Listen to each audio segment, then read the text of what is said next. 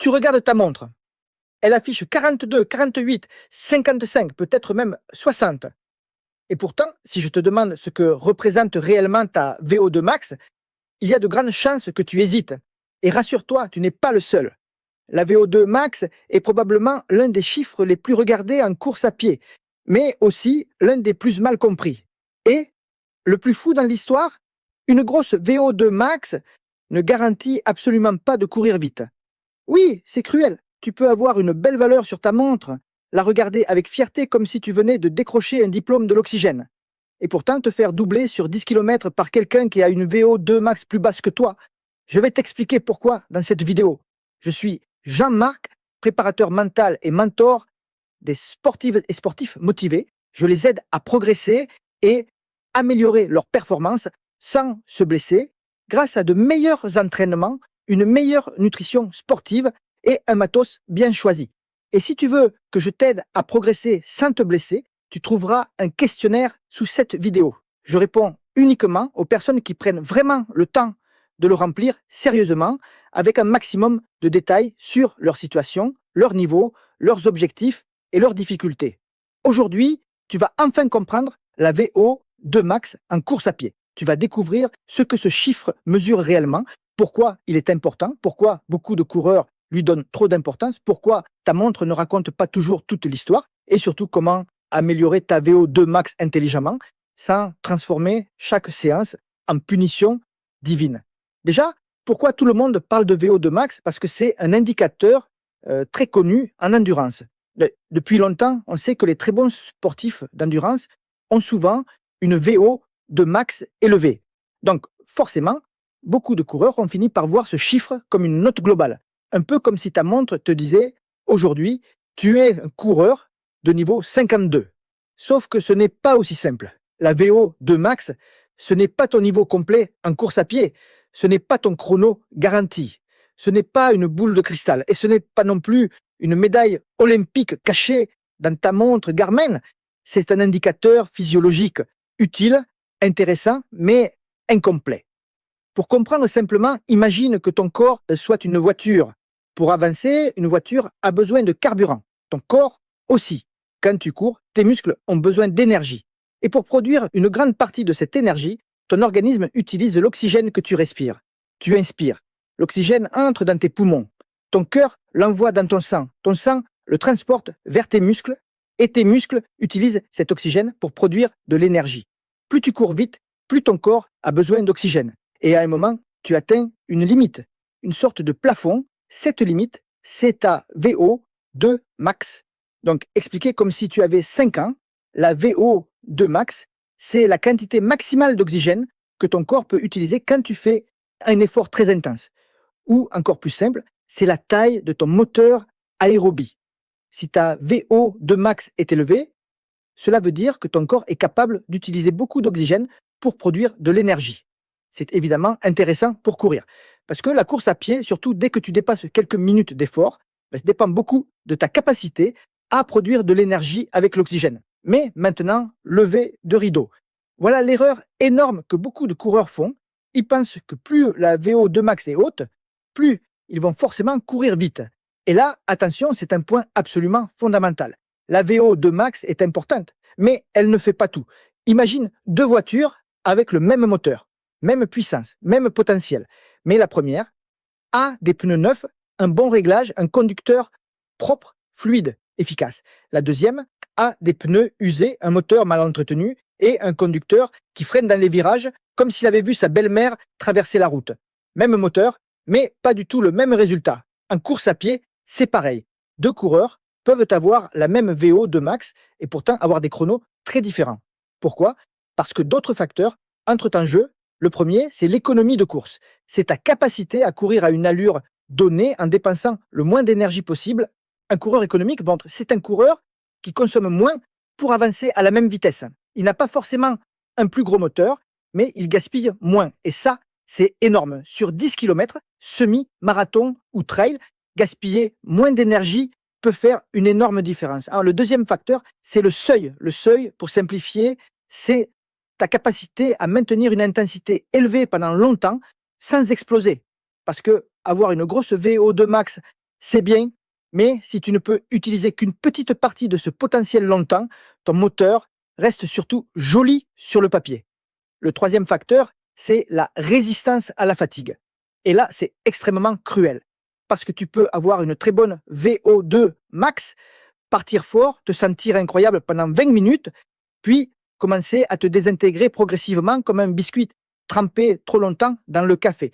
Sur semi-marathon, marathon ou trail, la performance ne dépend pas seulement de ton pic de puissance, elle dépend aussi de ta capacité à tenir, à encaisser, à rester efficace quand la fatigue arrive. Et la fatigue, elle arrive toujours. Elle ne demande pas la permission, elle débarque avec ses valises. Donc, oui, la VO2 max est importante. Mais si ton économie de course est mauvaise, si ton seuil est faible, si ton endurance est fragile, ou si tu récupères mal, tu ne transformeras pas forcément cette VO2 max en chrono. Maintenant, deuxième levée de rideau, ta montre mesure-t-elle vraiment ta VO2 max? Réponse simple, non, pas directement.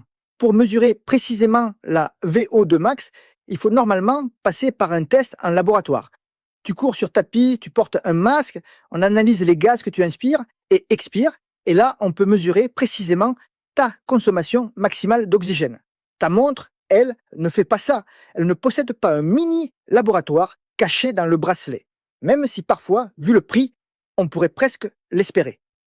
Ta montre estime ta VO2 max à partir de tes données. Ta vitesse, ta fréquence cardiaque, ton profil, ton historique d'entraînement et d'autres paramètres. Donc le mot-clé, c'est estimation. Ta montre estime ta VO2 max. Elle peut être assez proche de la réalité, mais elle peut aussi se tromper. La chaleur, la fatigue, le stress, le manque de sommeil, une mauvaise donnée cardio, une séance particulière, un parcours vallonné ou le vent peuvent influencer le chiffre. C'est pour ça que tu ne dois pas paniquer si ta VO2 max baisse d'1 point. Tu n'as pas perdu ton talent pendant la nuit. Tu n'es pas devenu un grille-pain sportif. Regarde la tendance sur plusieurs semaines. Pas la micro-variation du mardi matin après une mauvaise nuit. La VO2 max affichée par ta montre doit être utilisée comme un indicateur, pas comme un jugement divin.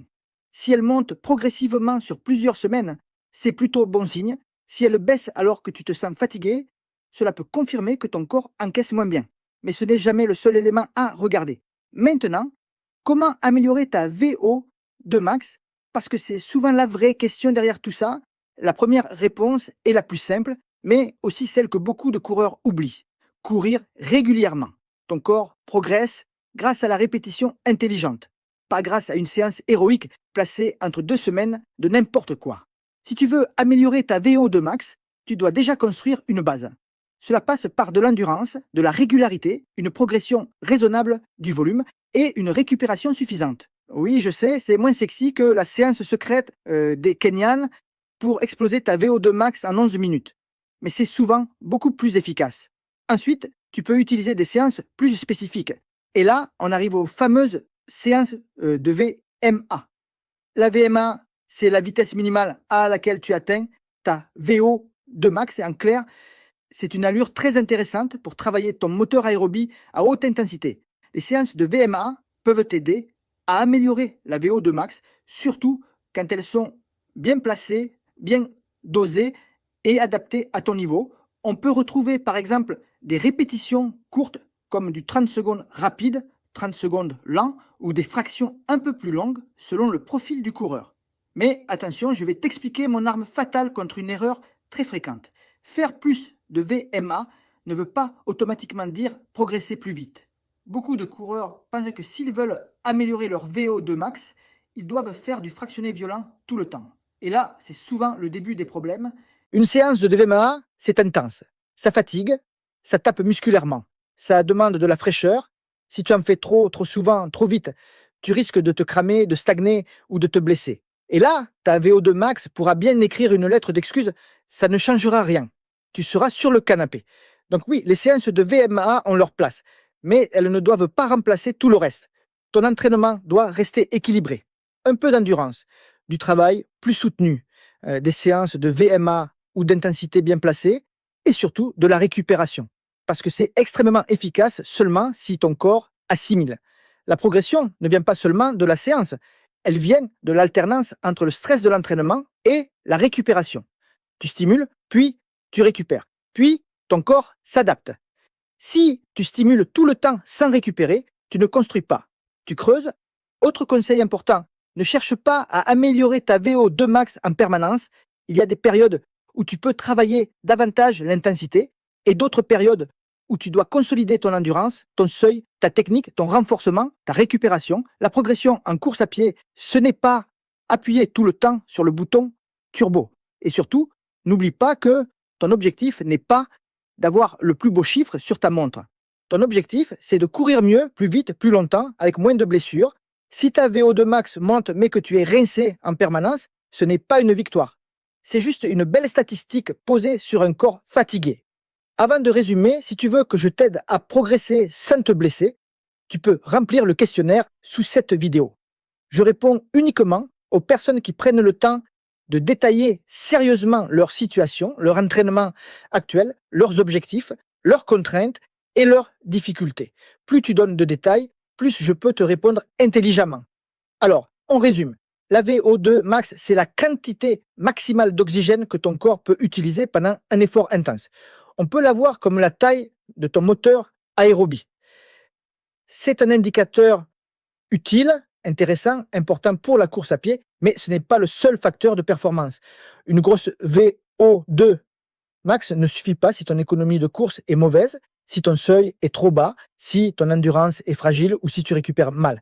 Les montres GPS donnent une estimation de la VO2 max, pas une mesure parfaite. Et pour l'améliorer, tu peux combiner régularité, endurance, travail spécifique, séance de VMA bien dosée et récupération.